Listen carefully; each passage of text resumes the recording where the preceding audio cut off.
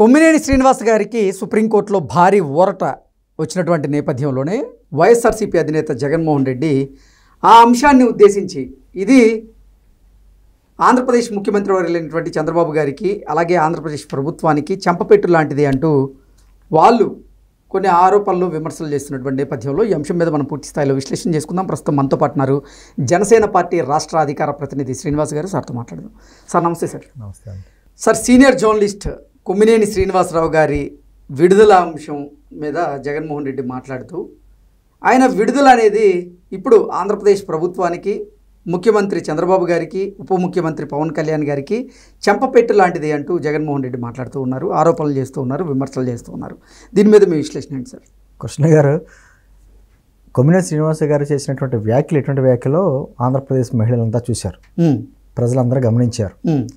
Case Chandrababu గారి పెట్ల, పవన్ కళ్యాణ్ గారి పెట్ల, లేదా పురంధేశ్వరి గారి పెట్ల, కూటమి నాయకులు కాబట్టి ఆ పార్టీకి సంబంధించినటువంటి కొంతమంది వ్యక్తులు లేకపోతే ఆ ప్రాంతానికి సంబంధించినటువంటి మహిళలు కేసులు పెట్టారు. అవును, ఒక కేసు కాదు, 56 కేసులు పడ్డాయి. సరే, హైకోర్టు అయితే బెయిల్ నిరాకరించింది. వారు సుప్రీంకోర్టుకి వెళ్ళారు. పాపం మాట్లాడితే ఆయన ఏమన్నాడండి, నేను అర్భకుణ్ణి, మాకు ఆస్తిపాస్తులు అంతంత మాత్రమే, మా వెనకాల రాజకీయ శక్తులు ఏమీ లేవు అన్నాడు కదా కొమ్మినేని గారు. మరి సుప్రీంకోర్టుకి వెళ్ళి అంత ఖరీదైనటువంటి లాయర్ పెట్టుకున్నటువంటి ఆస్తిపాస్తులు ఎలా వచ్చినాయో, లేకపోతే అర్భకుడికి ఎంత ఇదైందో మనకు తెలియదు. సరే, విషయం ఏంటంటే సుప్రీంకోర్టులో ఆయనకి ఊరట వచ్చింది, బెయిల్ వచ్చింది. సుప్రీంకోర్టు ఏం వ్యాఖ్యలు చేసింది, సరే నవ్వితే తప్పేంటి అన్నట్టుగా ఒక వ్యాఖ్య. ఎగ్జాక్ట్లీ. అంటే కింద కోర్టులో ఏమో నవ్వినందుకు రిమాండ్కి పంపించారు, కానీ పై కోర్టులో నవ్వితే తప్పేంటి అంటూ ప్రశ్నించారు అంటూ కొన్ని రాతలు రాశారు. కరెక్టే అంటే ఏమవుతుందంటే అంటే మన న్యాయ వ్యవస్థను చాలా గౌరవిస్తాం. మనకి ఇష్టంగా వచ్చిన తీర్పులు, ఇష్టంగా లేకపోయినా కూడా న్యాయ వ్యవస్థ మీద భారతదేశంలోని ప్రజలందరికీ కూడా అత్యంత గౌరవం.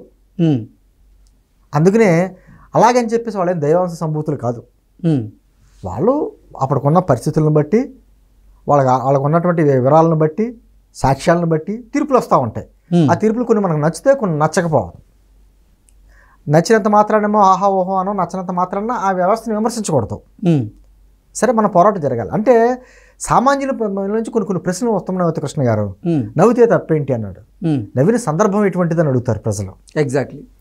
అంటే ఒక రాజధాని మీద, రాజధాని ప్రాంతంలో నివసించేటువంటి మహిళల మీద అనుచితమైనటువంటి వ్యాఖ్యలు చేస్తుంటే దాన్ని ఖండించాల్సినటువంటి ఒక బాధ్యతాయుతమైనటువంటి ఒక జాబ్ చేస్తూ అసలు దాన్ని ఆ అంశం మీద మాట్లాడితే ఇప్పుడు ఎలా నవ్వుతారు అంటే చాలా మంది అదే అంటాను. ఇందాక చెప్పినట్టుగా నేను సందర్భం ముఖ్యం. ఇప్పుడు ఎవరైనా పరామర్శకి వెళ్తాం, ఎవరైనా చనిపోతే అక్కడికి వెళ్తే నవ్వారు అనుకోండి, ఎలా ఉంటుంది? ఒక జగన్మోహన్ రెడ్డి తప్ప ఎవరు నవ్వడనుకోండి వేరే విషయం. కానీ అంటుంది, ఒక పలకరింపుకి వెళ్ళినప్పుడు ఒక బాధలో, విషాదంలో ఉన్న వాళ్ళని పలకరించేటప్పుడు నవ్వుతే తప్పేంటి అంటే మనం ఏం చేయలేం. నవ్వుతే తప్పేంటి మనం ఏం చేయలేం. ఆ సందర్భం అక్కడ ఆయన నవ్విన నవ్వు, లేకపోతే ఆయన అక్కడ జర్నలిస్టు చేసినటువంటి వ్యాఖ్యల్ని ఖండించకపోవడం, ఆపకపోవడం, ఆ డిబేట్ని అంతటితోటి, లేకపోతే ఆ జర్నలిస్ట్ నుంచి ఆ వ్యాఖ్యలు ఉపసంహరించడంలాగా చేయలేకపోవడం చాలామంది మనసుకు గాయపడ్డాయి. ఎందుకంటే ఆ బాధ పడ్డవాళ్ళకి తెలుస్తుంది. ఆ ప్రాంత మహిళలకే కాదు, రాష్ట్రంలో మహిళలకు కూడా తెలుస్తుంది ఏంటి ఎందుకంటే ఈ మధ్యకాలంలోనే కృష్ణరాజు గారు కూడా ఆ మాట్లాడిన కృష్ణరాజు గారు లాంటి వ్యక్తులు కూడా ఏమన్నాడైనా, నేను తప్పు చేసినటువంటి భావన నాకుంది అనేటువంటి మాట. అదే సందర్భంలో మీరు గమనించండి, వైఎస్ఆర్ కాంగ్రెస్ పార్టీ సంబంధించిన నాయకులు ఎవరైతే అరెస్టులు అవుతున్నారో, విపరీతమైన వ్యాఖ్యలు చేసి వాళ్ళు అన్న మాటలు చూడండి, మా ఇంట్లో వాళ్ళే మమ్మల్ని క్వశ్చన్ చేస్తున్నారు, మా ఇంట్లో ఆడవాళ్ళు మమ్మల్ని చిచ్చి అంటున్నారు, ఇలా మాట్లాడకూడదని అనే మాటలు వస్తున్నాయి కదా. అంటే అనేక లక్షలాది మంది మహిళలకి గాయపరిచినటువంటి అంశం అది. నవ్వుతే ఏంటి, నవ్వకపోతే ఏంటంటే అది సందర్భం ఆ విధంగా కనిపించింది. ఆ న్యాయమూర్తి గారికి ఏమనిపించిందంటే, సరే ఇతనేం మాట్లాడలేదు కదా, ఇతనేం అనలేదు కదా, దాంట్లో ఉన్న వాళ్ళని ఎక్స్ప్రెస్ చేస్తే తప్పేంటి, మేము అనేక కేసులు నవ్వుతూ ఉంటాం, నవ్వినంత మాత్రాన కాదు కదా అనేటువంటిది ఆయన దృష్టిలో. ఇప్పుడు ఆయన మా దైవ సంభూతిని ఏం కాదు కదండి, ఒక లాయర్ గారు, జడ్జి గారు, ఆయనకి మనసుకు అనిపించింది, ఆ విధంగా చెప్పాడు.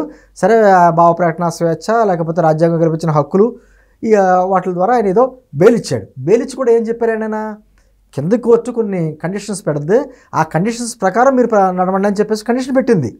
అది చెప్పుకోవట్లేదు వాళ్ళు, చాలా ఫ్రీగా వెళ్ళిపోక. అంటే ఇప్పుడు కింద కోర్టు ఏదైతే ఉందో బెయిల్ వస్తుంది, వాళ్ళంతా కొన్ని కండిషన్స్ పెడతారు. కొమ్మినేని గారికి ఎక్కడి నుంచి ఇలా వెళ్ళకూడదు, లేకపోతే కొంచెం పాస్పోర్ట్, మనం రకరకాల కండిషన్స్ ఉంటాయి కదా బెయిల్ ఇవ్వడానికి. ఆ కండిషన్స్ అన్ని కొమ్మినేని గారికి పెడతారు. ఏంటంటే నైతికత అనేది ఒకటి ఉంటుందండి. నైతికత న్యాయానికి అందొచ్చు, అందకపోవచ్చు. ఇప్పుడు గాలి జనార్దన్ రెడ్డి గారి కేసు ఉంది, ఏం జరిగిందో చూసాం. మరి అతను కూడా బెయిల్ వచ్చింది. ఆ బెయిల్ వచ్చినంత మాత్రం అతను ఏమీ అక్రమాలు చేయలేదంటే కాదు. సరైన సాక్ష్యాలు లేకపోతే కోర్టులు కూడా ఏం చేయలేవండి. కోర్టులో వాళ్ళ మనసు కూడా తెలుసుకొని కొన్ని ఇది చేసిన తప్పు, కానీ సాక్ష్యాధారాలు చూపించలేకపోయింది. సిబిఐ కానీ, సిఐడి కానీ, పోలీసులు కానీ సరైన సాక్ష్యాధారాలు చూపించలేని కారణంగా విడుదల చేస్తున్నాం అంటారు.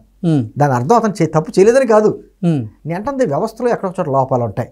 దాని తగ్గట్టు సరే ఆయన తీర్పు ఇచ్చినటువంటి తీర్పు మీద మనం ఏం మాట్లాడకూడదు. కానీ సామాన్య ప్రజలకు వచ్చేటువంటి అంశాలు, ఆలోచనలు, అనుమానాలు, విచక్షణ అనేది ఒకటి ఉంటుంది కదా. ఇటువంటి మహిళలను కించపరచడం, పైగా దాన్ని సమర్థించుకోవడం ఏంటంటే ఈరోజు వాళ్ళ పేపర్లో సమర్థించుకుంటున్నారు.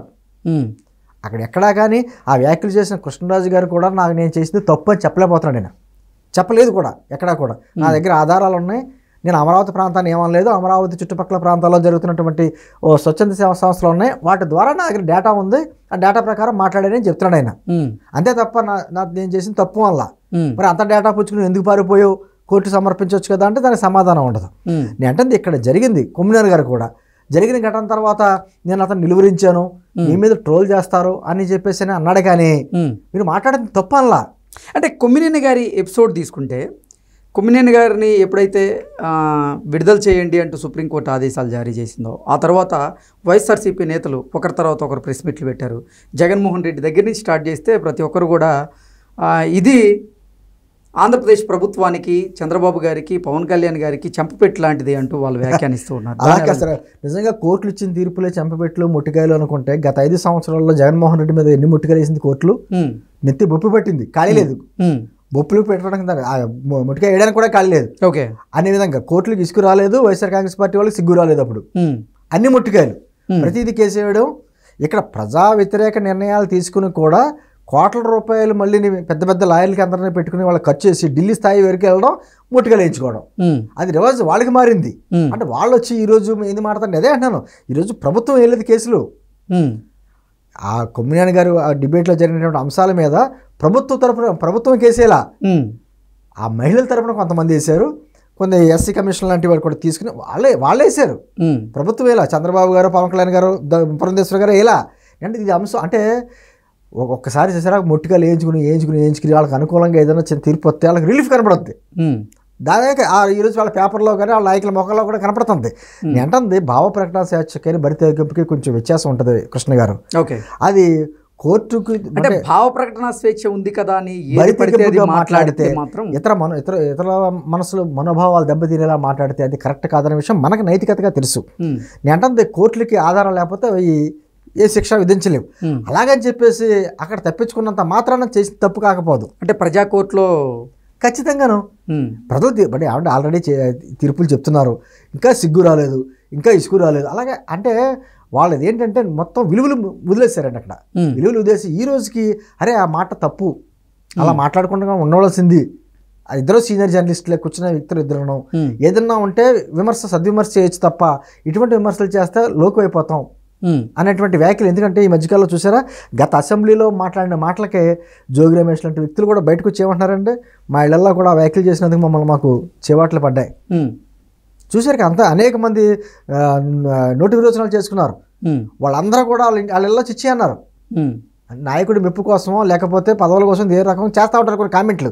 అది అత్యుత్సాహంతో క్రాస్ లైన్ అయిపోయి మాట్లాడతారు చూసారా. వాళ్ళందరికీ ఇంట్లో వాళ్ళు కూడా చిచ్చి ఉంటారు. ఇంట్లో ఆడవాళ్ళు ఉంటారు కదండి.